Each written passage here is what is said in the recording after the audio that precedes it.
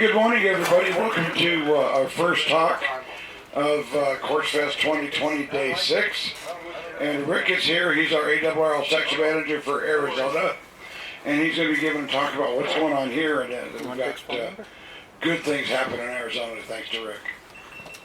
Well, not thanks to me, but at least I try to herd them in. Good morning, good morning, good morning. Okay, rules first. Cell phones and HDs to stun. Always my bug. We go to church, and all during the whole sermon, it's just dingle, dingle, dingle. Okay, yes, I'm Rick, and I'm still your section manager. Can't seem to get out of the building. I share a common problem. How do you get out of this once you get in? They never tell you about that. No. And yes, it's been a fabulous year here in Arizona. I don't know. I have no idea why. I don't know the recipe.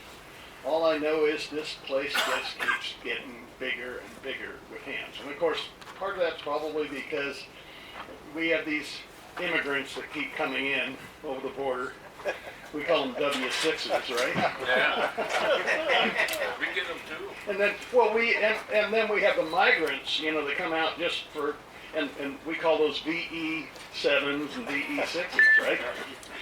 KL7s. KL7s, that's, although Jeannie and I go up there every couple of years, and we met a couple last night, and we're going to hook up with them when we get up there, so we can go fishing together. Yeah, we were up there this year. Yep. So, here we go. Of course, I don't work for the American Radio Relay Leagues, okay? I got elected by you people, and so I work for you. I go back and complain and bitch and moan to them based on what I learned going to your meetings, going to sessions like this, all right? So we have forums, and we probably have 14 or 15 or more forums all year long where I go to listen.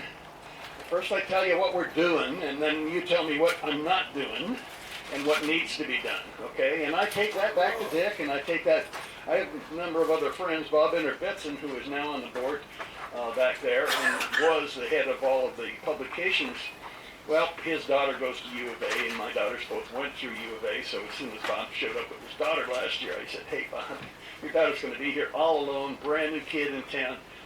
Here's my daughter's 2 phone numbers, and each daughter's phone number, and anytime they need any help at all, if the car breaks down, let me know, I'll go jump start it, that kind of thing. So that made him feel good, and so we became lost buddies. So now, he comes in and makes the University of Arizona the keynote for all the collegiate activities that are going on in the whole damn nation. so the club there went from 7 to 35 members overnight. So things are growing like a weed here. How did the daughters do? She's doing fine. Did they become friends? Well, yeah. I mean, my daughters they have their own thing. But yes, at least they're able to answer questions. And when you're a brand new lady in town and you know nobody, and you need to know that you can have someone that you can call up and say, where is this place? Or who do I talk to when I have this kind of problem? My girls are recent enough, since 2000, to know. All right, first question that everybody always has, and I always hear at all these clubs is, ham radio is dying.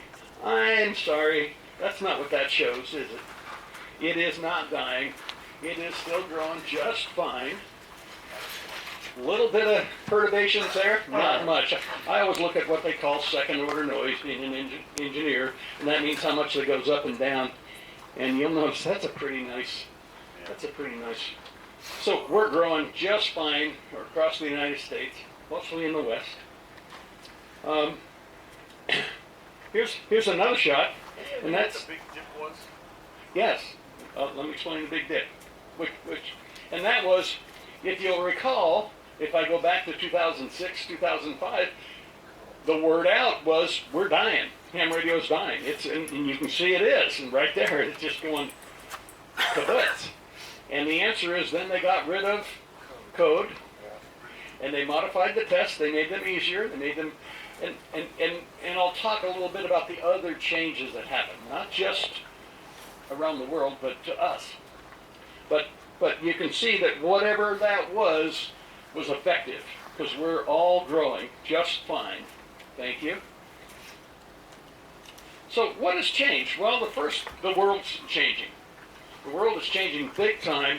All of a sudden, radio, which everyone said is dying, oh, well, you know, radio's nothing.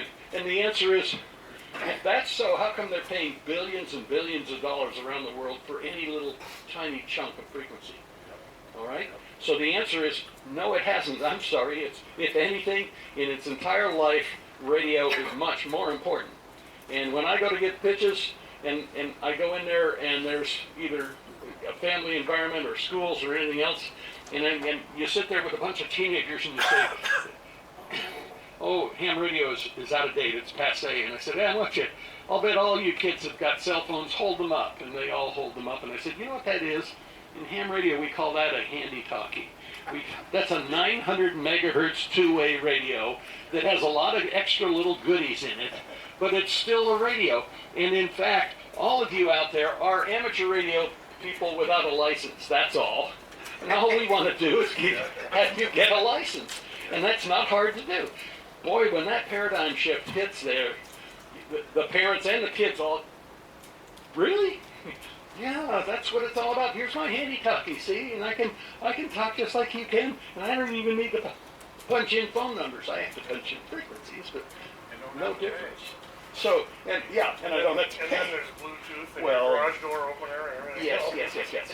But the answer is, these kids, we always say that, how do we communicate with these kids? They don't know anything about, they don't care anything about, what are you talking about? They do more communicating than we ever do as hams, believe me, big time. So it should not be hard. I'm sorry, it isn't hard to teach them how to use ham radio. All you have to do is explain the differences and the unique features of ham radio over a cell phone, and just tell them, you're already trained. All we want to do is show you how to communicate effectively, all right, rather than missing calls and not listening to you. We have ways, we have techniques. We're going to train you in how to work with emergency services and emergency activities and still use either your cell phone or ham radio. So what becomes important is the people themselves and their skills. The kids already got them. I'm sorry, guys. We just got to retrain them a little bit.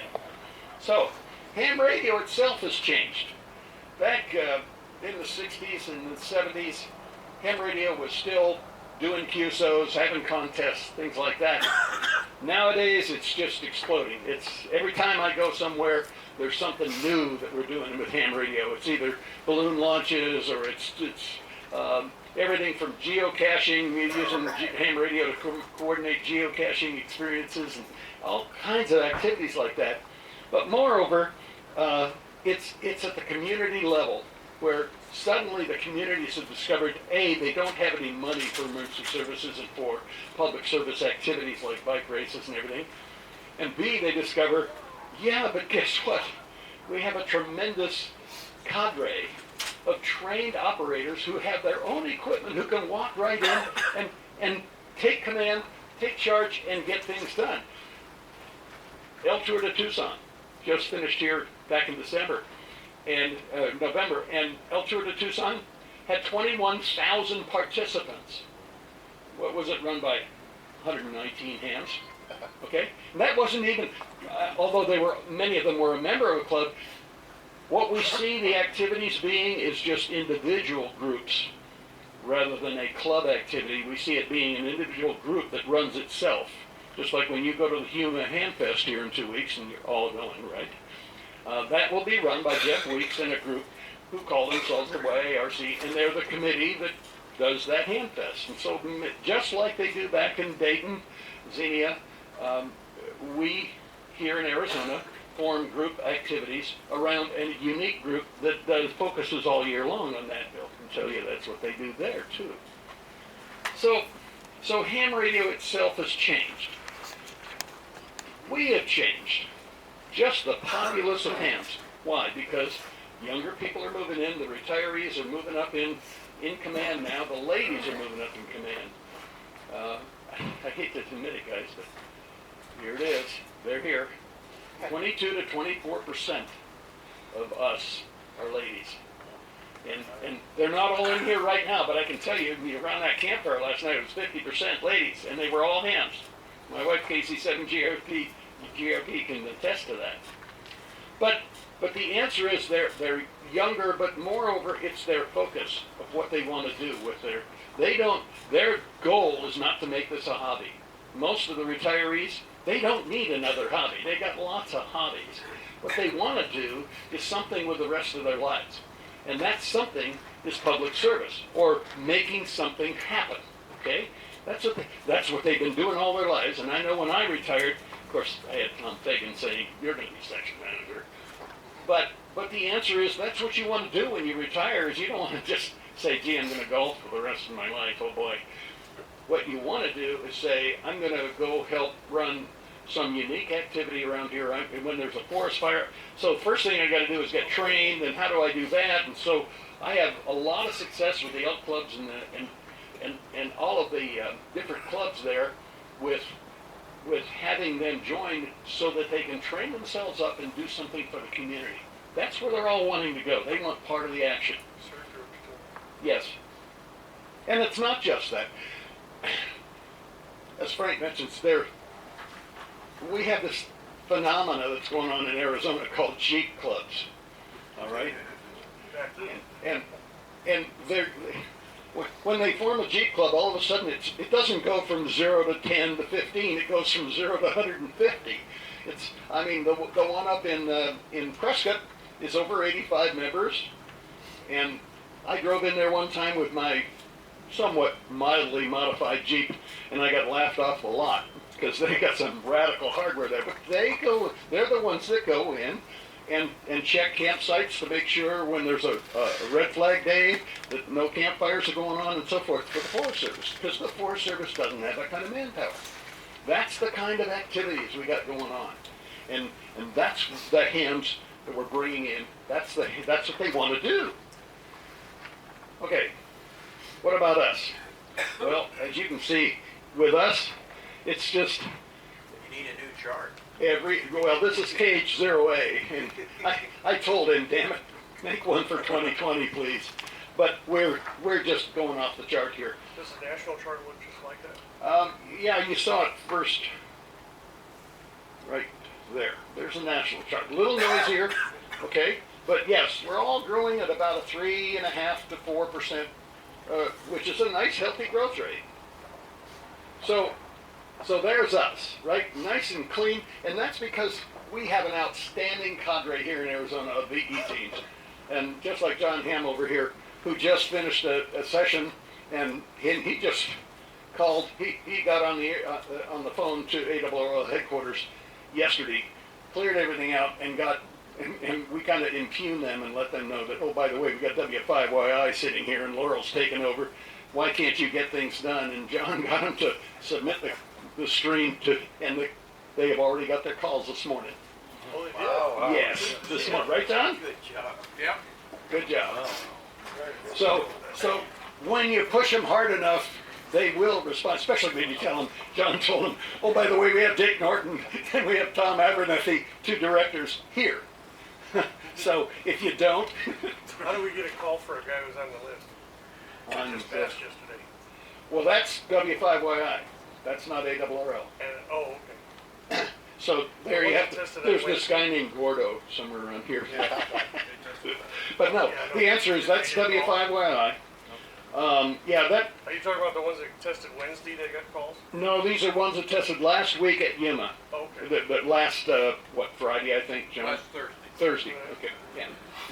So, but to that end, by the way, and Dick will probably mention this, but we had, back in October, again, I had my buddy Bob Innerbitson here to visit his daughter, but he wanted to rent it out, so we had to. So I brought him to a Laurel VEC session, an ARRL director on the board, and I brought him to a Laurel session just to show him how smooth it could be, just to show him how you can get calls within 45 minutes of the testee handing in his paper. And so we taught him and said, take that back, because we have got to change. And so that's the big thrust And believe me, having been 12 years as a DE team leader here in Arizona, I know exactly what needs to be done because I watched Dave Anderson sit out here and do it 3 years ago at the Quartz Fest. And just sat there and gave the test, and everything was done on software. Everything. I know where it needs to go, and by gosh, that's going to, when I retire from this job, I'm going to push to get that done. We will change. Yeah, there's no excuse for taking a week to get you I'll have your call and nothing flat. Okay, so they don't like to see this chart compared to ours back there. That's Connecticut. That's Newington. Okay? That's the home of ham radio. All right? They look at us and they don't have a clue what we're doing. They don't have a clue what it means to grow.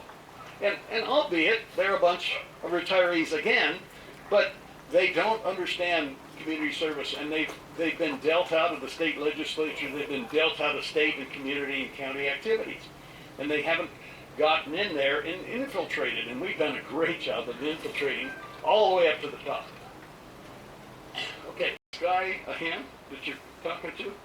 And the answer is, that's per capita, and we're number 2. So that means that from the standpoint of how many people there are in this state and how many hams there are, we're doing just fine at growing. We're doing just fine at capturing and holding hams. Not enough, because I want to see us way above the 10%, 11% retention rate after your first set of licenses, and so we're going to work on that too. But as you can see, California itself, 0.29, we're at 0.31. The only one that's better is Washington. Boy, I'd love to go up to Washington State and ask them, what do you do that's so magical that you have such a high count? Of course, Microsoft's back up there. That's my son-in-law and my daughter. But what else do they do that makes it such a populous state in terms of hams? Maybe it's that they're all techies. 7 months of rain doesn't hurt either. Yeah, maybe. I mean, I've been up there. We go up there and visit. They get Every more time we go to water. Alaska, we always stop overnight with the kids. But the question is, what is it that hams do? Because every time I go there, I try to get on a machine, and none of the machines are working. But maybe they're just all too close together, and they don't need a repeater that bad. What do hams do here in Arizona that's either unique or? And the answer is, we're doing a lot of emergency and public service activity here in Arizona, and we get good credit when we do it. That's what I love, is the clubs do a pretty good job of notifying at least their local press. We want to do a much better job at influencing east of the Mississippi, i.e. Newington, Connecticut, of all of the things that we do right. Because I keep sending them these pictures of, I just sent everybody in the board and everybody at ARRL back there pictures of the Quartz Fest. 1,000 hams sitting here in the desert for an entire week with up to 9 to 10 different activities going on simultaneously all week long, which dwarfs virtually any other activity other than maybe Xenia Dayton itself in terms of total activities. We do a great job. And right 2 weeks later, we're going to have the Southwestern Division Convention right down the road. So the answer is, whatever we're doing it right. And it's not me, don't point at me, you point at people like Jeff Weeks, you point at people that organize these activities themselves and take it upon themselves to create and complete some really great stuff, just like Chris does here, where it just keeps happening year after year after year. And it's a lot of fun. I think you'll all agree we keep coming. What's happening in Arizona? Well, we have a wonderful compadreship, if you will, all the way up the chain of command in this state. And that's why we succeed, I think.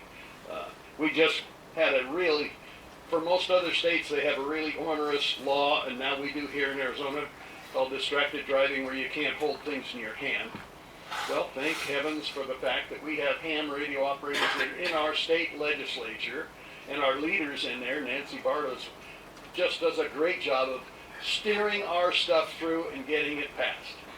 And so when they came along with the distracted driving law here in 2019, we got the correct verbiage included in there, and I kept, day to day, we kept sending it back to our legal counsel back in ARRL headquarters, make sure it was bulletproof. It had to be that it protected us and protected our rights and indemnified us from things like reaction due to the fact that we're using radios and so forth.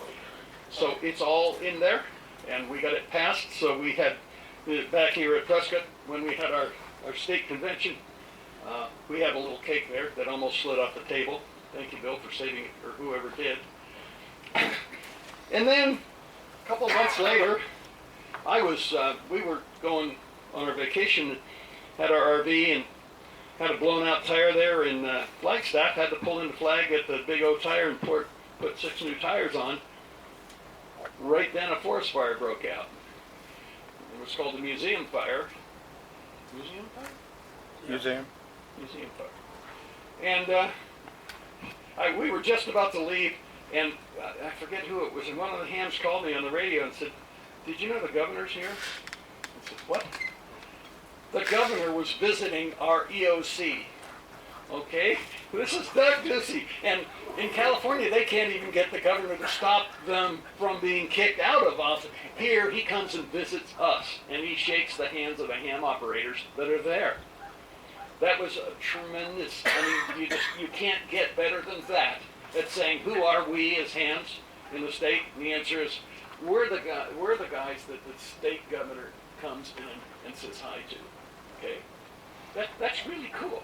And then every year, we make sure, because we have our own legislative officials here in the ARRL who work here in Arizona, and every year the governor is given a statement, which is all of the major activities we have, and he declares it Amateur Radio Month for the month of June every year.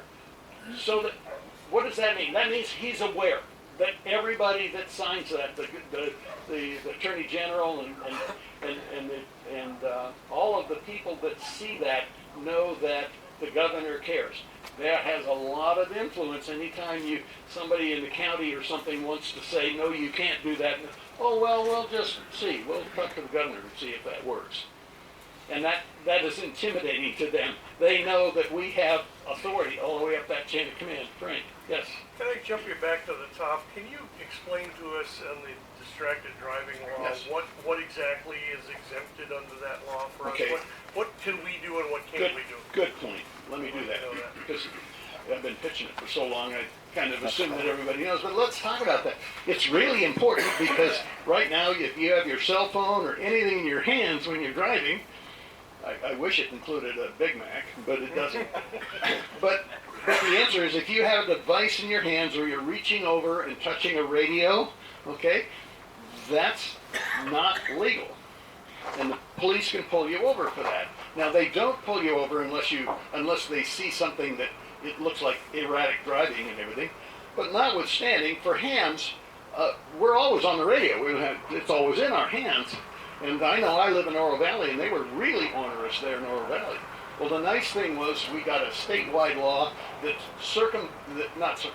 it overrode all of the local laws. So there's a uniform law in the entire state. You don't just have to go into Paradise or into Oro Valley or something and suddenly realize, oh, I'm through the town limits, so now I can't. No, it's uniform throughout the state, and it says if you're a ham operator and there's something in your hand, hopefully it's not a cell phone, because they spot that it's a cell phone, put it down and pick up your HT. But the answer is that you're exempt. Now, it's smart. Number one, it's smart to have a copy of your license. I know the FCC doesn't demand that you do anymore. Wrong. Have a copy of your license to prove that you're a ham. Easier way, get those ham radio license plates. Because the ham radio plates, we get back 80% of the money that you put for that license plate every year. We get it right back as hams here in the state of Arizona. It goes to ARCA. ARCA sees to it that those are distributed funds. They buy tents for and hardware for supporting Hamfests, and Chris does a great job of sending out an excellent newsletter of all the club activities. So that's the smartest thing you can do, is get a ham radio call plate on. Next thing, because, and by the way, we've made sure that all the counties and DPS, which is a highway patrol for us here in Arizona, are all aware of the fact that ham plate, what they look like, and the fact that if someone's got a ham plate call, they're probably a ham, and so therefore, don't bother pulling them over. Even if they're weaving around, they're probably gonna make it home. Go to the next. Go to your next slide, Rick. Rick, go to the next slide. Next slide has Does the all that. law actually exempt us if we actually had a cell phone in our hand? No, it does not. Okay. Okay, and there's a reason for that, because many of the people in commercial activities who use cell phones now to communicate, because they don't have to deal with emergencies. That's the reason why we kind of got preempted in terms of our ability to supersede that. Virgil's asking the questions over here, and he was key in making sure that legislation got passed. You owe Virgil a hand. All of you did. All right.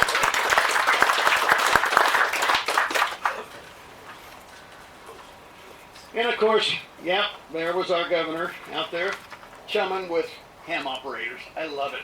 We sent that back, and you cannot believe the impact that makes back at headquarters when I see the governor out there. I know Dick is even embarrassed when he sees that picture. Okay. We also received a couple of very important letters. I didn't even catch that they were what they were talking about when they first came to me in email. But they're from senior vice presidents in Red Cross, thanking us in the state of Arizona for our activities this past year.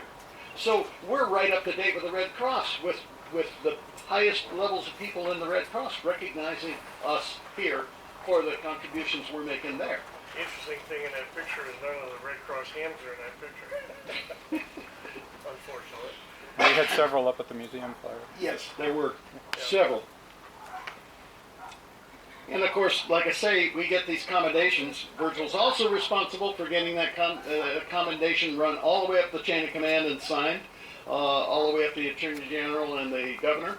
So that's very important to us because it says we're doing the right things and we're getting recognized for doing the right things.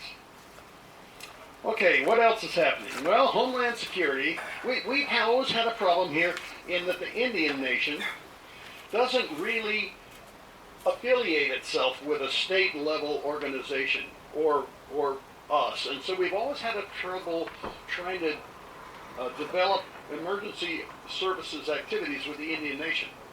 Well, guess what? Homeland Security has kind of one up that, and part of the reason why the Indians don't is because they don't just consider themselves to be Arizona. Okay, if you're in the Apache tribe or you're in the Hopi tribe, they transcend state boundaries. And so therefore, Bill and I are kind of powerless to say, okay, everybody's under us, or who's my EC for that activity? Well, Homeland Security's doing that for us. They're going to help organize the hams in the tribes and do that at that level. And we're going to be contributing to that by giving them names of hams and organizations, but it will be at a national level so that they can have, if not authority, certainly the ability to provide resources to those people. That's underway. It's growing. I tried to get Dave Anderson before he moved to California involved in that, and Dave has done a good job right down here in La Paz County at getting the Indians. And we're trying to do that over in Cochise County as well, where there's a number of Indian tribes, O'odham and others, and in eastern Arizona. So there's a total of 11 tribes. We're trying to make that 12 now, where we will get the hams to organize themselves under their own auspices. I just, last Friday night, when I was at the Central Arizona DX Association dinner, and yes, we missed you, Birds, you weren't there. But we had one of the Navajo code talkers there, had his ham badge on and everything, and shared with us the fact that the Indians up there on 2 meters sent code, and they called themselves the code talkers. That's really cute. I thought that was cool. but they are organizing now, and that will be a good. They want to stay within themselves. That's fine. That's good. Because Bureau of Indian Affairs loves it because it's technology, and they're always afraid the kids don't have anything to do with technology. And so we're one of the few people that are actually under STEM activities doing something to help those kids stay away from drugs and get involved in growth. Yuma Ham Fest. We're going to have it again. And Jeff Weeks, again, is putting it all together himself, just kind of, he's a team, but if you knew Jeff, he just spearheads the whole thing and makes sure every little tiny thing gets done. He's usually out there directing traffic and making sure signs are put up the right way, and but he's just a total hotshot at getting all of this done for the fourth year in a row. The answer is California doesn't have an answer to Jeff Weeks, and so they can't put together their own state, the California part of the Southwest Division Convention as good as we do, so we get it again. And we'll probably get it next year. And that's fine. We're more than proud to do it. Arizona QSO Party, I've kind of adopted part of that because it's so much fun. It gives us a chance to not only call among ourselves and communicate one weekend, but also the rest of the world. And so everybody has a QSO party, so I wanted to make sure that we do. We have a great team that puts it on every year, and they have neat little prizes, and we contribute, ARRL contributes heavily to the awards that are given. El Tour to Tucson, I mentioned that's a very significant activity here in Arizona. Ends up, I'm probably shading the truth because there are at least 4 other activities that are bigger than El Tour that are run by hams here in the state already. In fact, I mentioned that to the Yavapai people, and he says, we have one of those every month. They have one of the international bike races every month up there in Yavapai. And that's also the ones, by the way, that have that 85-member Jeep club in the county, and they're very, very active.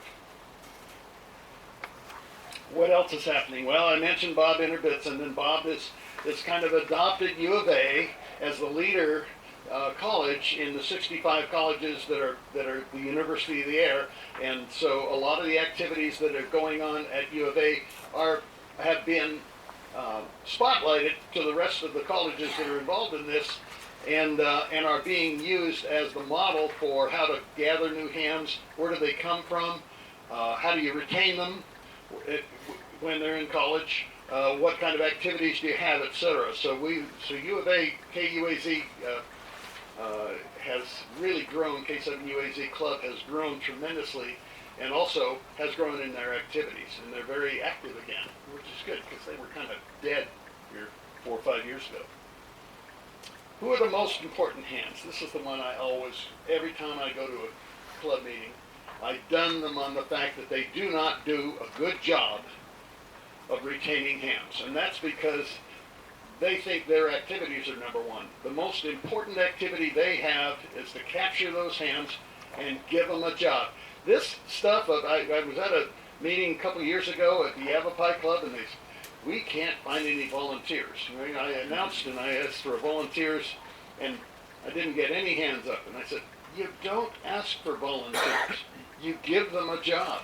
When you first hear there's a brand new ham, you say, you go up to them, and I'm talking about the club president or somebody in the board on the club goes up to them and says, we need you right now.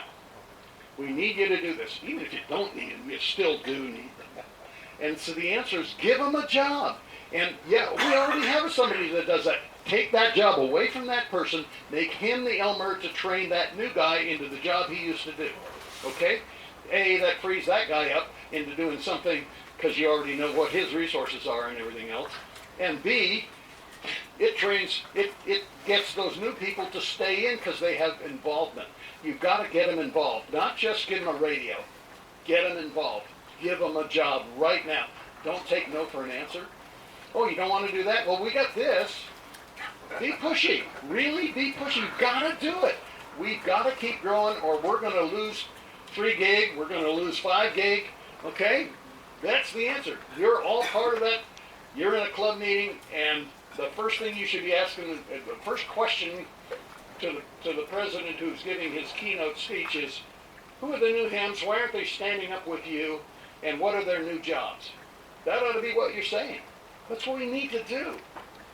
Here's we had a brainstorming session when Bob Intervitson was here, and we kind of went through the things we wanted them to take back to the league that said, how do we do this? You know, how do we organize better? One of the things would be, let's make sure that every club, I have the access to all the new hams and what their phone numbers and all the information are. And so we make up now a list that goes out to the clubs and says, here's the new hams, go get them. Right? Even if they're not at your meeting, send them an email.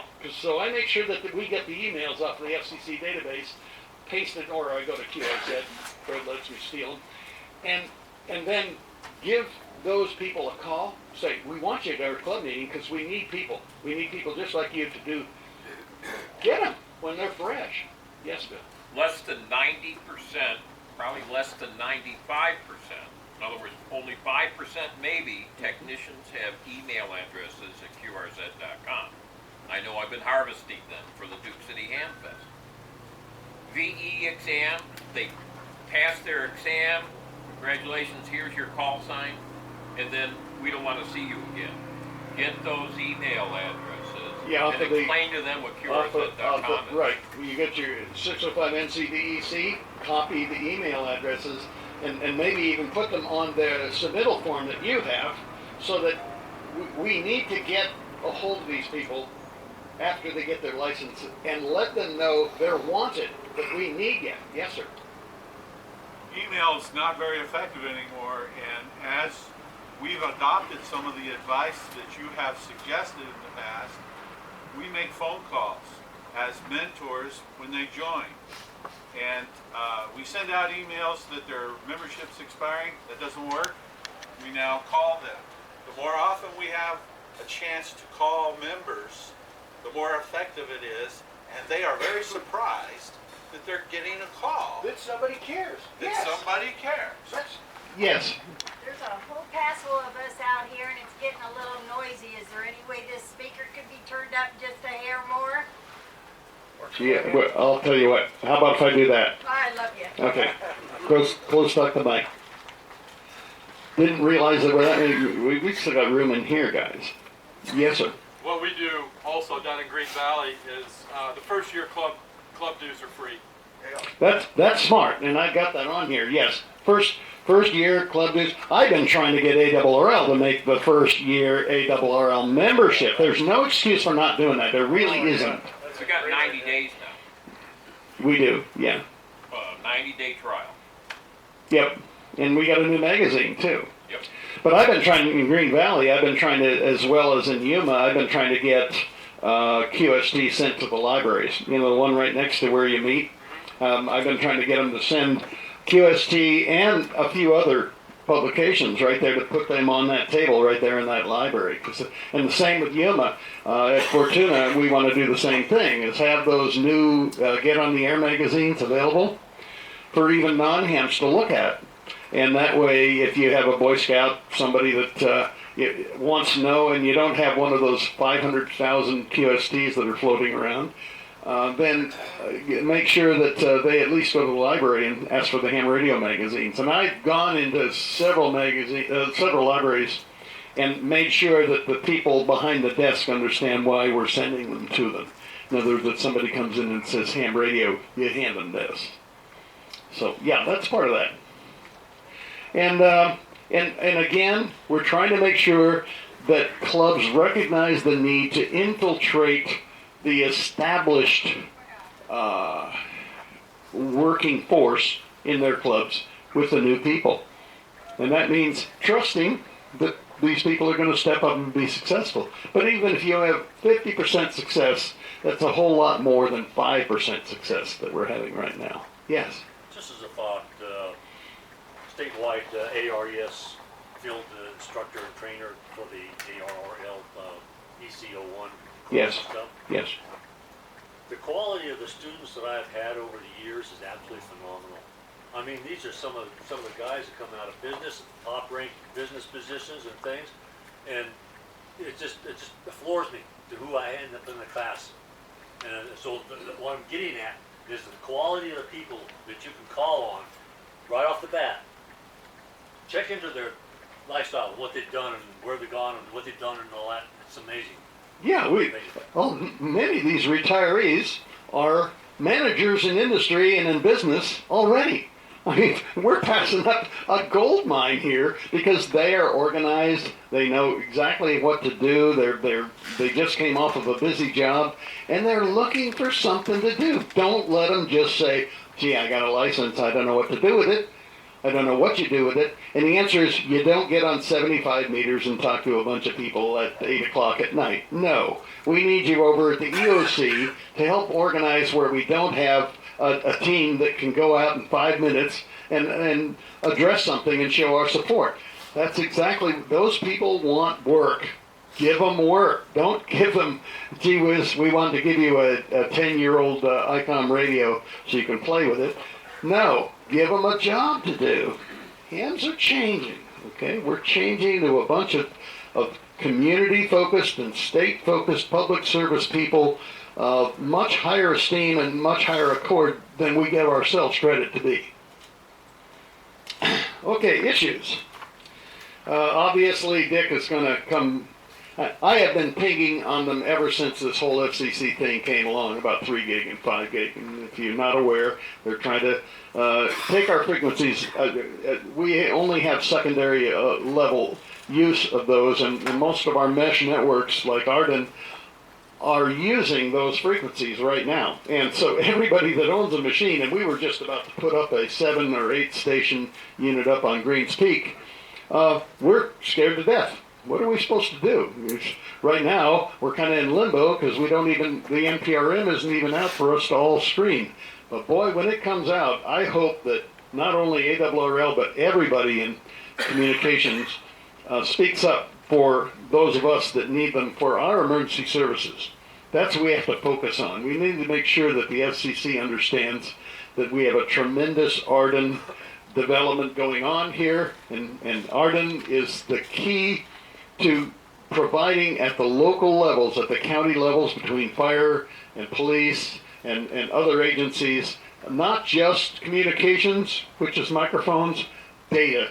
They need data. They need files. They need pictures. They need real-time information in fast order. And we keep pointing to the Yarnell 19. Had one of them been a ham, they'd all be alive. That's all there is to it. They'd have had APRs right there. We'd know exactly where they were. We knew what the situation was. We could have notified them. Their machine, their repeater didn't work there, but the ham repeaters worked beautifully right where they died. So we keep rubbing their nose in it. Sooner or later, they're going to get wise to the fact that we have our stuff together. And I've finally gotten through to, for example, out in Springerville Eager, because they have exactly the same problem Yarnell does. And so we're letting them know what the frequencies are that are already there on Greens Peak that they can use in an emergency when theirs don't cover for disastrous fires, because the biggest fire that ever happened in Arizona happened right out there in the Wallow fire, huge fire, and they had no coverage anywhere in there. They couldn't even talk to this big DC-10 bomber that was coming into bomb, because I was listening on frequency, and they had to relay twice to get to somebody who could talk to them. So, end of slideshow. No, it's not the end of my talk. Because the reason I'm here is A, I gave you an idea of what we're doing in Arizona, but B, I'm here as a collector. I'm going to collect from you your attitudes, your opinions, what are we doing right, what are we doing wrong, and it's open forum, folks. Let's talk. Shoot. Come on, somebody say something. Hey, I just have a question about the volunteer observer program that is being. Aha. And I'd like to know what that's all about. Okay, guess what? We all do. And at the Duke City Convention, they had Riley Hollingsworth himself. That's Mr. Enforcement section of the FCC that then went over to ARRL and formed the new volunteer monitor program and was effective in canceling the OO program. And you say, that was a disaster. Well, you need to hear it from Riley himself. Okay? He's gonna, in 2 weeks, he's gonna be in Yuma. Okay. He is a featured speaker in Yuma, and he's coming out to do exactly that. All right? He's going to talk about the Volunteer Monitor Program. You got to understand what was happening in the FCC with the fact that their budget got cut in half. And because the commercial end of the spectrum gets the most attention, that cut our effective support in terms of problem areas and people that are QRMing to almost nothing. Okay, so they're a real challenge to even support hams right now. And so you need to hear Riley's take on it. You need to hear the league's take on it, what they're doing nationally to try to support that, and the rationale for each one of those decisions. And he's going to do that. And oh, by the way, then at 10 o'clock on Friday night, we're going to have a whoop hong ceremony there. And so you're all welcome. I ordered up a bunch of whoop hong badges. Bill, you didn't tell me how much they cost. Oh, you can afford it. You're a big fan. Last of my 2019 budget, okay? But we'll have badges, certificates, but Whoop Hong is a ceremony kind of thing. It's a take on a secret ceremonies. You know, it's kind of like you're trying to become secret Knights of Honor for ham radio brothers. Yes, band of brothers of ham radio. And yet, buried somewhere in there is a moment of truth that says, what are we here for? What are we really trying to do with ham radio? And you have to be patient. It takes about 3/4 of an hour, but it's a lot of fun. We'll make sure that it's a lot of fun. Bill's volunteered to come over and show us how to do it the right way. And Riley will be there. Riley will be the official. And you'll get your secret handshake and your passwords and everything else. So it ought to be, I think it's a lot of fun. I was really amazed at how much fun it was. How will you get there? Just show up, or will it be a Just sign up? just show up. Yes. I'd like to know how many they're going to be. We'll be in the room number 2, which is called the newcomer room, which is where I give my presentations usually. That's the one that's very to the very north and the very east. Way in the back corner. Way in the back corner there. But it's a nice place because it's quiet back there. Yep. And that ought to be just about right for the So size. you're gonna do sign-ups anywhere? What do you think, Bill? Sign up? That's a good idea. We did certificates, but Well, New Mexico is way ahead. We're closer to Newington. Some of us think that's too close to Newington. Dig. Yeah. Hey, I went to charm school there. Do any good? Did it Hey, you ever? flunked, right? Yes. But anyway, yes, that will definitely be on the agenda as the rationale, not just we did this and this is what it means, but why did each of the decisions get made the way it was? And you need to hear it from Riley because he talks good, because he's been there and he's been the boss of that. So, yes, be sure to. 3%. Yes. Bill, did they didn't tape his talk there at yours? No, we did not. We're gonna do that. We don't We'll get- have that yet. We don't have We'll tape. get the Ham Nation or somebody. We got rid of tape years ago. New technology. I'll talk to you after. You just stuck your cell phone up there and. Yes, sir. Was mentioned a little while ago about QRZ and the lack of information that's on there. I see a call sign, I go look it up on QRZ to see where the guy lives, and it's nice to see a little thumbnail of him. I think one of the things that might be useful is a presentation about what QRZ is, the information that's on there, and It would be maybe French even part of Done. 8.5 by 11 No, handout. and for those of you in real Linda out there, the comment that was made, which is an excellent comment, is QRZ has the potential for giving us all the information we want to know. You're in the middle of a QSO like I was last year here, and the first thing you do is you type it in, and one of the things that I have on my setup is not only does it log the contact, but it also goes in and brings up his QRZ page. So when I was talking to this guy down in Quito, Ecuador, and first thing that pops up, I said, "Oh, you got a neat, that's a Kawasaki Z1000," and he goes, "Line color," and I go, yeah, line color, that's cool. He says, "How do you know that?" Across the street. Yeah, Jose, I'm looking. Fred used to come out to Quartz Fest regularly, but he sold his motorhome. Well, I understand he sold his motorhome. I've been successful this year at getting rooms for free for good. speakers. Okay, I got Riley a room for free, and so I know I'm a personal friend of Fred's, and so is Gordo. Yep. So we're going to call Fred, and it maybe not Fred, it might be one of his kids, but we'll get somebody out there to talk. That's a good point, and I'll have to make a hold in the schedule for Jeff to, provide that. But I think that's a great idea. Good point, John. Damn good idea. Yeah, I like that. It's not hard to figure out though if you go on the site. If you just do the join thing, which is free, it pops up with notes about how to put in your personal information. Well, and those of you who are annoyed with this two-way safety feature for logging on, it's going away. Just about to go away completely.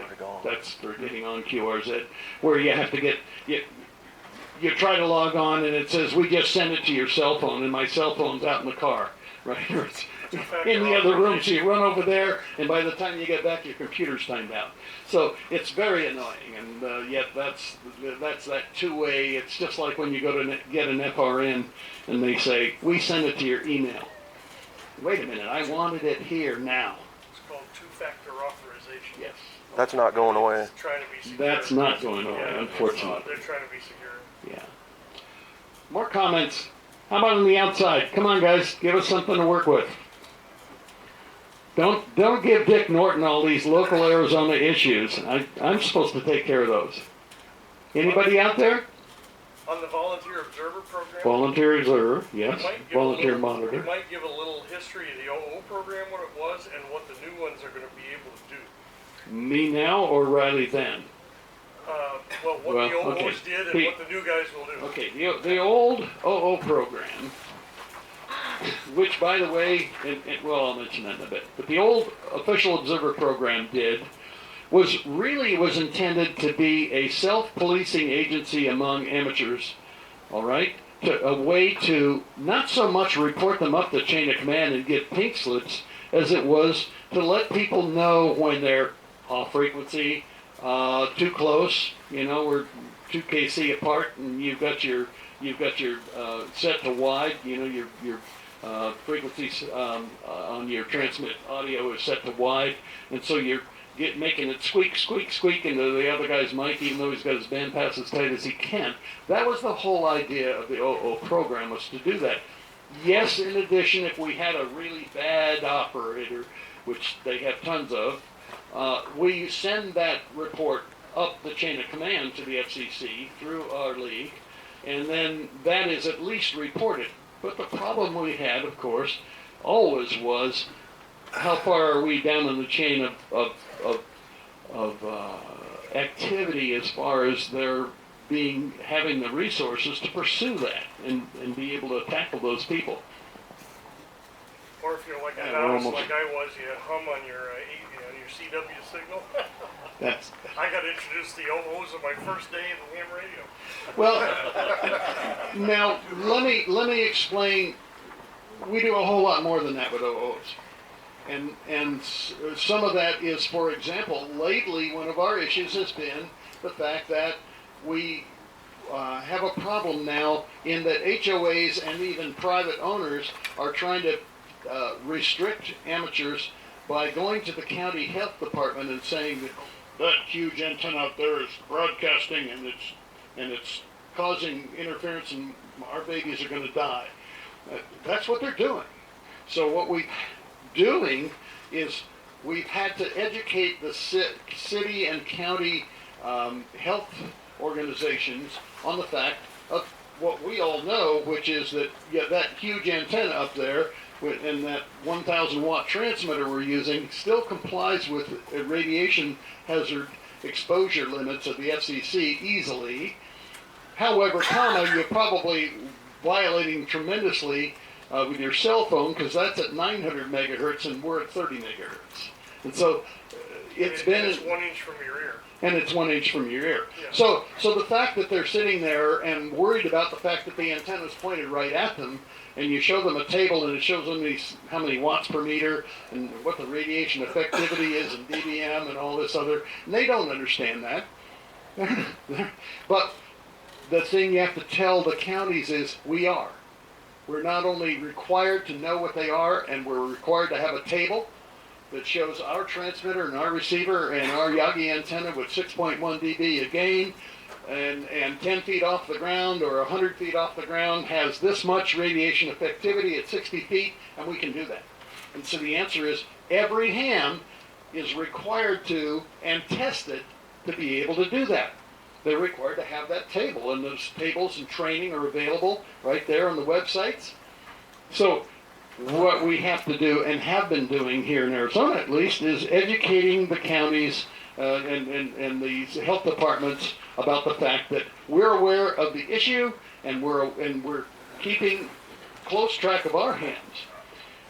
Well, as soon as we heard the OO program was going away, that was the first thing I sent back to headquarters was, that's all going away.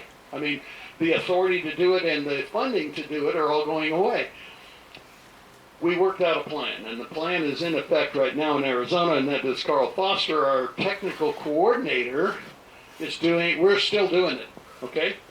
And we're still doing it through some of our OOs. They don't have the official title of OO anymore, they're technical coordinators. But we still help out when that, last year when we had the 8 different operators operating their Bofun radios in a bowling alley up in Mesa, and we were able to go over and explain to them carefully that the radios had been programmed incorrectly, and we offered to help them change onto a commercial frequency, etc. That activity still goes on. It just goes on as part of our technical coordinating committee rather than as OOs. So what is a VM for? Well, the VM is going to restrict itself just to the role of reporting erroneous activity, whether voluntary or not. And so, and Riley will explain the limits and the capabilities of it. Yes, it's watered down compared to what it used to be.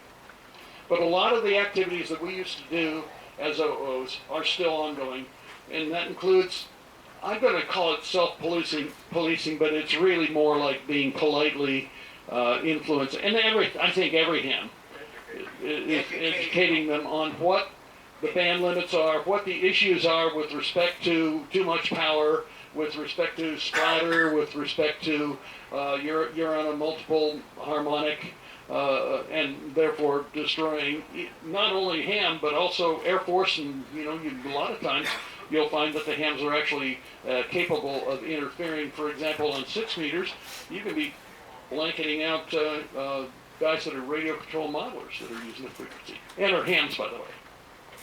So, anything else? Well, we're just about at 10 here, and I think they have another activity here at 10. But I want to thank you guys for all coming. And Yuma is coming in 2 weeks, and we'll all be there. If you got more concerns and issues, W7RAP at ARRL.org. Thank you. Dick Norton's gonna be out by the fire. Yes, Dick should be there. He's out by the fire